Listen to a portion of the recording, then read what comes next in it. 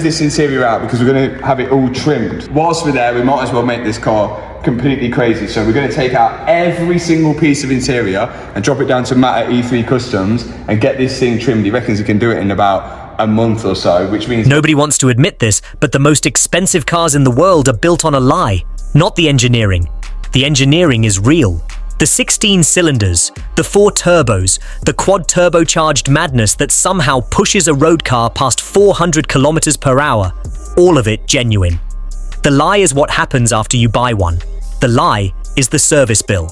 And one man, working out of a UK workshop with a camera and zero corporate backing, just exposed it in front of the entire internet. Then Cristiano Ronaldo's team called him, and the supercar industry hasn't been the same since. Let's start with what Ronaldo actually owns, because the scale of this matters. A Bugatti Veyron, a Bugatti Chiron, a 110, one of 10 ever made, worth north of $8 million. The man has 5 Ballon d'Or awards, 5 Champions League titles, and 600 million Instagram followers. His following is larger than the entire population of the European Union. Not bigger than a country, bigger than a continent of countries. He could call anyone on Earth and get an answer on the first ring. So when his Chiron needed attention, his team made a call. They didn't call Bugatti. They didn't call a factory-certified specialist. They didn't call one of the elite dealerships with a client list full of royalty and tech billionaires. They called a self-taught mechanic from the UK who films himself rebuilding wrecked hypercars on YouTube. Sit with that for a moment. Because the reason that call happened is about to dismantle everything you thought you knew about what you're actually paying for when you buy a supercar. Matt Armstrong has no engineering degree, no manufacturer certification, no factory training. What he has is a crashed Bugatti Veyron he bought himself, a camera, and the kind of obsessive stubbornness that makes people with credentials deeply uncomfortable. The Veyron is one of roughly 450 in existence. 16 cylinders, 4 turbos, 10 radiators. Bugatti's own engineers once described it as the most technically ambitious road car ever produced. Matt decided to rebuild one himself and broadcast every second of it to the world, not behind closed doors. By the time the car was running again, something had shifted underground. A slow fracture forming in the foundation of a billion-dollar service ecosystem. But the rebuild wasn't what broke the industry open, the service video was. Bugatti charges approximately $20,000 for a standard Veyron service. Not crash repairs, not emergency diagnostics, routine maintenance, fluids, filters, spark plugs. The kind of scheduled upkeep every car requires every 12 to 24 months just to stay road legal. $20,000 every single time. Matt did the same job, same car, same maintenance standard. He sourced every part himself, cross-referenced everything against the technical data, filmed every step, and posted the bill. $1,193, 94% cheaper. Not slightly cheaper, not meaningfully cheaper. 94% cheaper. And here's the part that stopped people mid-scroll and wouldn't let them keep moving. The parts weren't rare, they weren't exclusive. They weren't manufactured in some hermetically sealed Bugatti facility in Alsace. The coil packs were identical to those used in a Volkswagen Phaeton. The gearbox pump was shared with an Audi A5 convertible. The comments section detonated.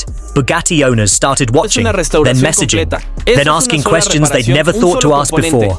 Not hobbyists, not enthusiasts, actual owners, people who had been paying those bills for years without once questioning whether an alternative existed, because the industry had spent decades making sure they never had reason to ask. And then the calls started coming in.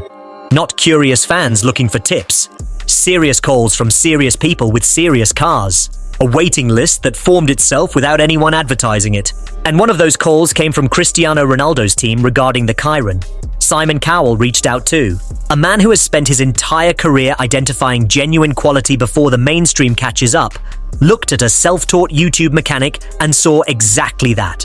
Now here's the question people keep dancing around but never quite ask directly. Why does it matter that it was Ronaldo specifically? Because of what Ronaldo represents as a decision maker. Study his career and you find one consistent pattern. He has never once stayed loyal to a name when a better outcome existed elsewhere. He left clubs when ambition demanded it. He rebuilt his playing style completely when his body told him to adapt. He has chosen results over reputation in every significant decision he's made for 20 years. That's not accident. That's philosophy. When his team looked at Matt Armstrong, they didn't see a mechanic with a YouTube channel and a gift for camera work. They saw a verifiable track record, documented results, proof that sits on a public server and cannot be edited after the fact. And that was enough. The owners reaching out from Dubai, California, London, Singapore, they're not making sentimental decisions either. These are people who did not accumulate the kind of wealth required to own a 110 by paying 17 times the fair price for anything. Now let's talk about the actual money, because the scale of what's at stake here is being wildly underreported. Roughly 450 Bugatti Veyrons exist. Add the Chirons, the Divo, the Mistral, the 110. The fleet grows with every new production run. Each car requires scheduled service. At an average conservative figure of $15,000 per car per year, the global Bugatti service market generates enormous revenues annually before a single repair is even counted. And across a typical ownership period of 20 years, a single owner spends somewhere in the region of $300,000 purely on keeping the car operational. Not repairing crash damage, not addressing mechanical failures, just maintenance. That entire business model is built on one assumption, that owners have no credible alternative. Matt just destroyed that assumption on camera, and Ronaldo just told the world he agrees with the conclusion. Here's the part that should genuinely worry Bugatti's board, and it has nothing to do with one mechanic in the UK. Matt turned it all down. The waiting list would have been extraordinary. The richest, most recognizable car owners on the planet, shipping their hypercars to his workshop. The kind of client roster that turns a mechanic into a legend. He said no. Not because the opportunity wasn't real. Because he understood something more powerful than the paycheck. If Matt services 30 cars a year, 30 owners benefit. The knowledge stays in one building. The industry doesn't move. But if he films every part number, every torque specification, every cross-reference, every diagnostic step, and puts all of it on YouTube for free, a mechanic in Birmingham watches on a Tuesday evening. By Thursday, he's sourced the parts. Because what do you do about a man you can't buy? He already declined the version of wealth most people spend their lives imagining.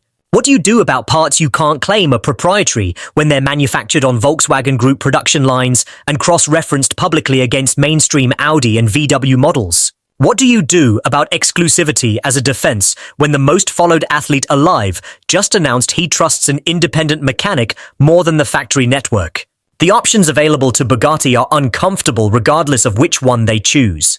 Cut prices significantly, and the admission embedded in that decision is legally and commercially devastating.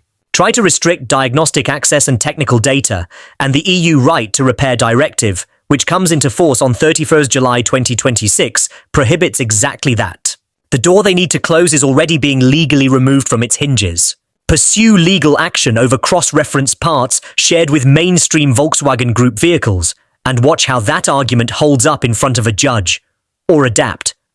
Build a certified independent specialist network. Acknowledge what's already happening. Get ahead of the shift rather than spend the next decade fighting it from behind. Whatever Bugatti decides in the next 12 months determines their service business for the next 2 decades.